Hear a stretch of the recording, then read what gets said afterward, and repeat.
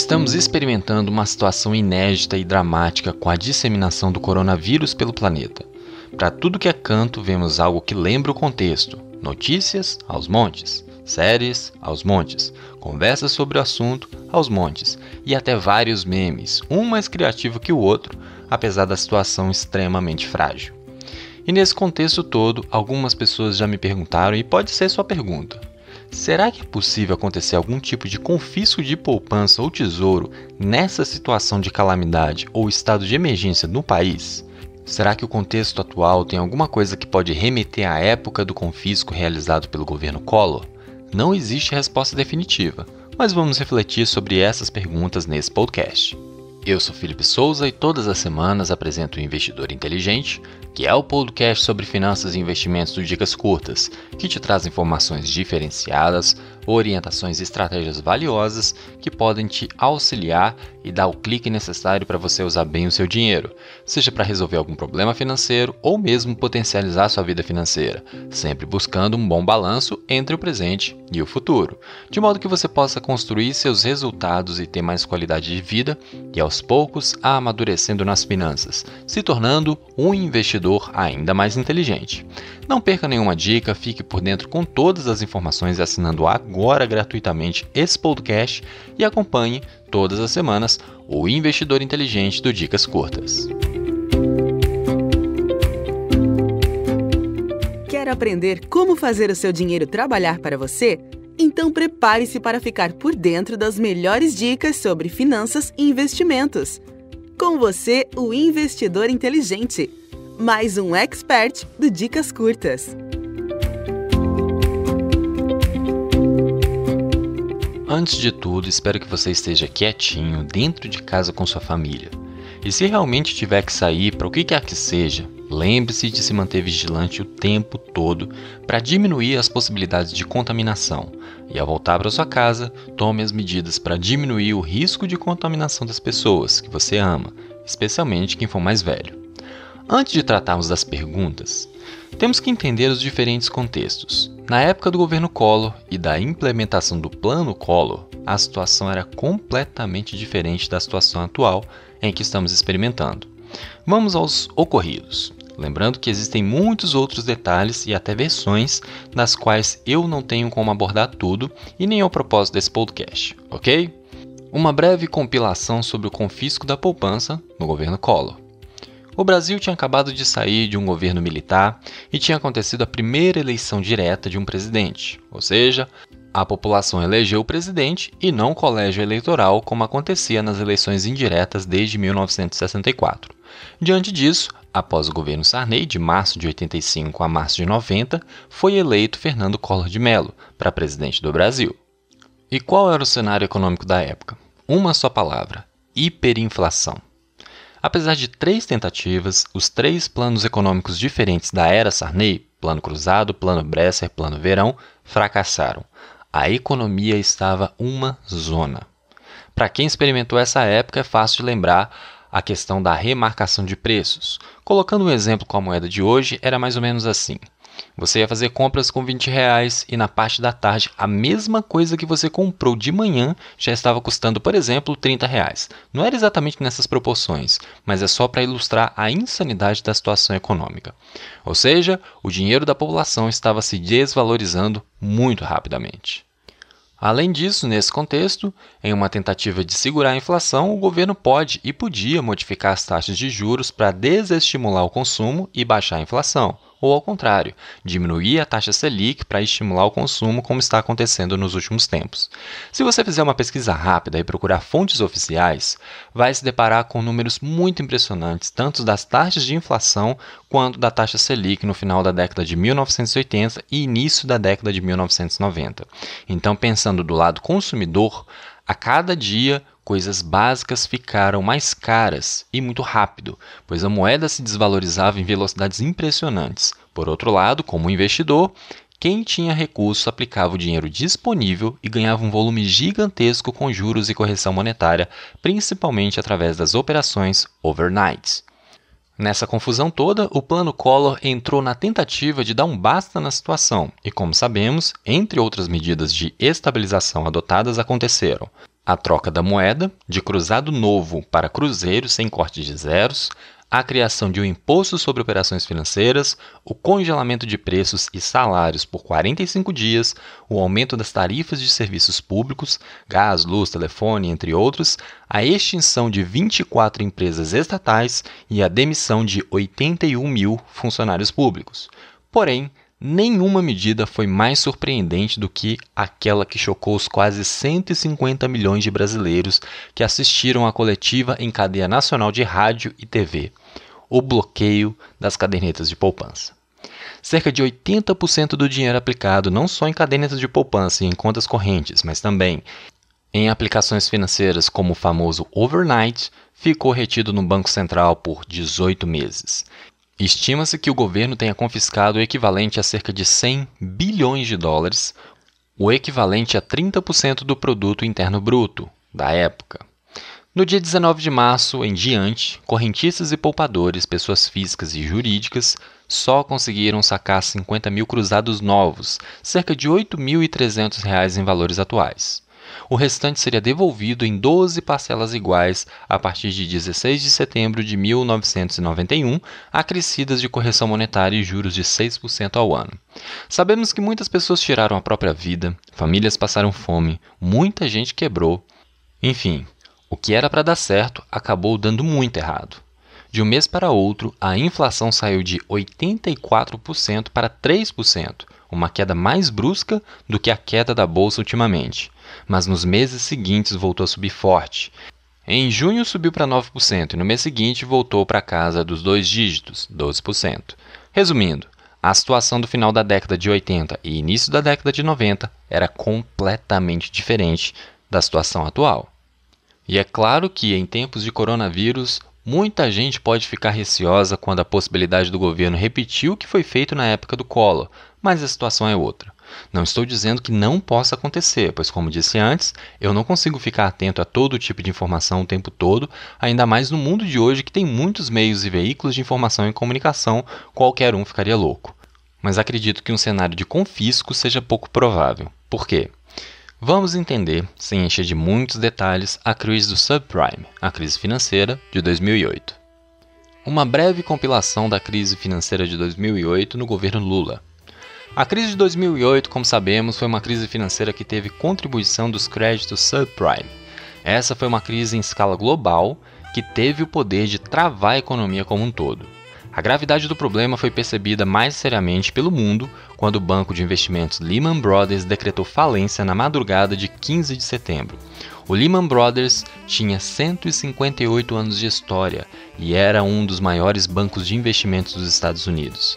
Ao falir, ele colocou em dificuldades uma série de outros bancos, empresas e investidores e gerou uma reação em cadeia. A crise financeira de 2008 é considerada a mais grave desde a quebra da Bolsa de Nova York em 1929. A crise, que teve origem no setor imobiliário, deixou 20 milhões de pessoas sem casa nos Estados Unidos, mas suas consequências, amplificadas pelo mercado financeiro, foram ainda maiores. Em todo o mundo, centenas de milhões de pessoas perderam o emprego nos anos seguintes. Vamos resumir a crise de 2008 em 6 passos. Primeiro, o empréstimo. A base de toda a crise de 2008 são os financiamentos concedidos para a compra de imóveis nos Estados Unidos. Com a economia indo bem e os juros baixos, aumentavam os empréstimos para financiar a habitação. A demanda era alta e o preço dos imóveis só subia, o que tornava o negócio atrativo para os bancos. Na pior das hipóteses, eles ficariam com as casas dos inadimplentes e com a valorização dos imóveis o negócio parecia bom. Segundo, o incentivo ao crédito arriscado. Os funcionários recebiam bônus pela quantidade de operações que fechavam, sem se responsabilizar pelo resultado. Assim, eles tinham incentivo para fornecer cada vez mais crédito, para um número cada vez maior de pessoas, inclusive para gente que já tinha contratado outros empréstimos. Terceiro, o direito a receber.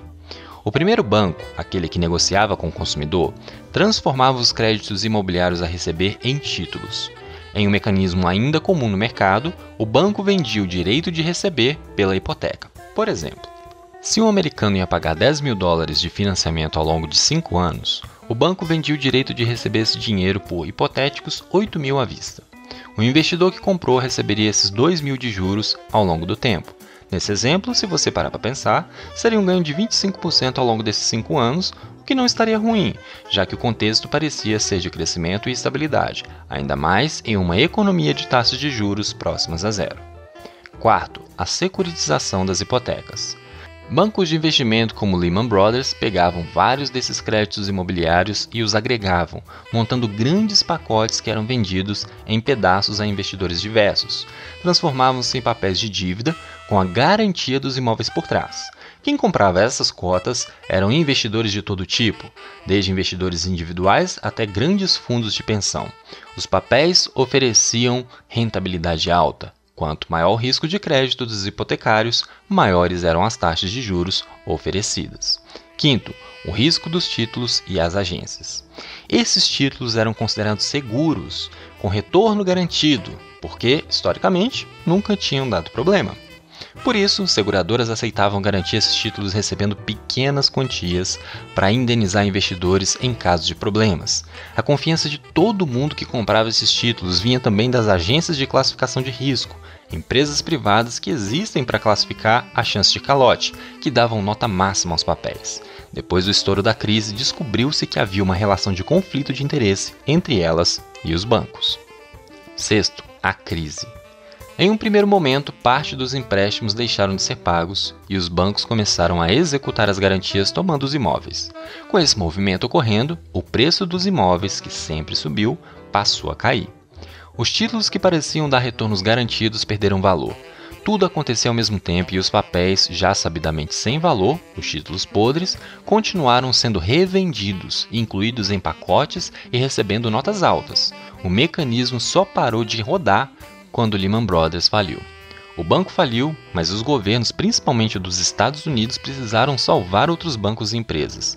Todo o processo foi potencializado pela grande alavancagem dos bancos, ou seja, vários dos agentes tinham apenas uma parte da quantia que deviam. Como vários agentes econômicos tinham dívidas entre si, a inadimplência das hipotecas gerou uma reação em cadeia. A falência de várias empresas, inclusive gigantes como a General Motors e Chrysler, a seguradora AIG e o banco de investimento Bear Stearns, foi evitada com o dinheiro do contribuinte. O plano de socorro do governo de Bush chegou a 2,6 trilhões. Os governos dos países desenvolvidos começaram também a usar seu poder para evitar uma catástrofe ainda maior.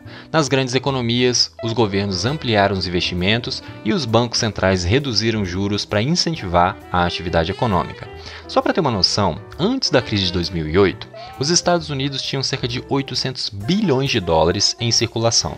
No fim de 2013, o valor chegou a mais de 3,5 trilhões de dólares, devido aos pacotes de injeção de liquidez, os Quantitative Easy.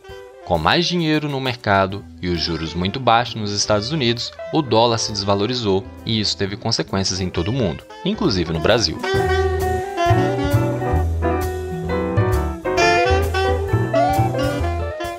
Inclusive, se precisar definir o que é melhor ou não para você, sabe que pode entrar em contato comigo através do meu site www.philipsouza.com.br para marcarmos uma consulta pontual para que eu possa te ajudar a refletir e te apontar os caminhos para tomar decisões melhores.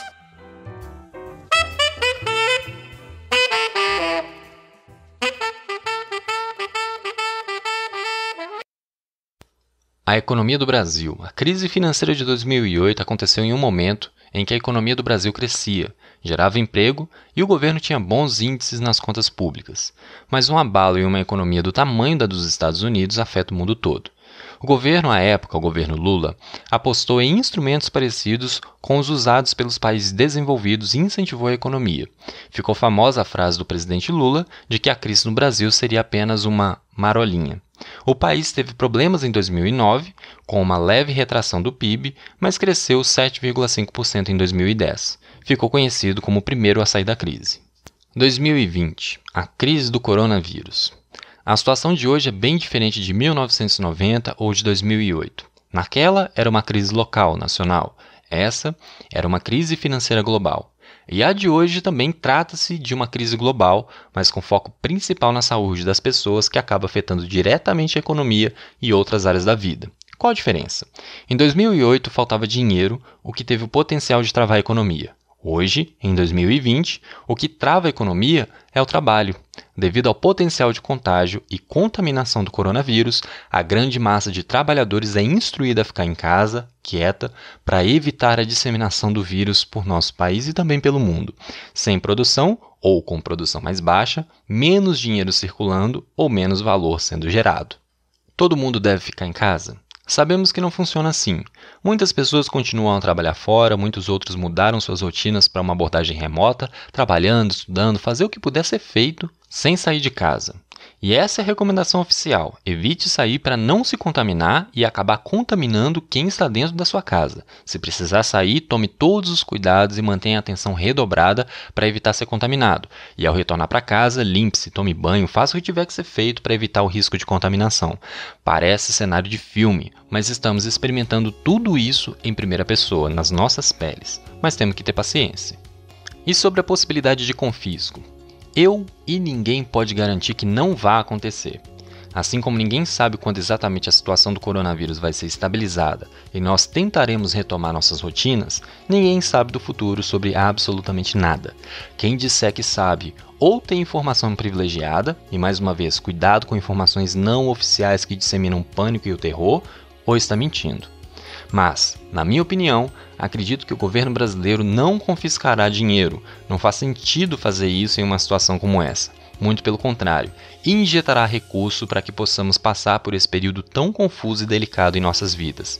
Acredito sim em injeção de liquidez, como aconteceu em 2009 e como tem começado a fazer com algumas ações. O governo brasileiro baixou mais uma vez a taxa Selic, agora para 3,75% ao ano, a Caixa suspendeu determinadas cobranças de empréstimos, impostos como simples a partir do pagamento de abril estão com seus pagamentos postergados, combustível baixou de preço e várias outras medidas estão sendo tomadas para diminuir o impacto social e financeiro para as famílias brasileiras. Portanto, não acredito em confisco, acredito em injeção de recursos na economia. As consequências disso só poderemos esperar e observar, não tem como prever. Espero que você e sua família estejam protegidos e que também tenha gostado do episódio de hoje. Mantenhamos a calma e, se não pudermos fazer nada, apenas esperemos. Em algum momento os mercados devem se acalmar e a economia ficar mais ou menos estável.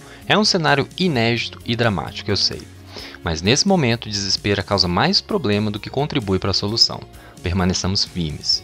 Ficamos por aqui, mantenha sua atenção em relação às possibilidades de contágio e evite a contaminação. Esperemos que tudo isso se resolva o mais rápido possível. Fique com Deus e até a próxima semana com mais uma dica para sua vida financeira. Aqui é Felipe Souza, o investidor inteligente.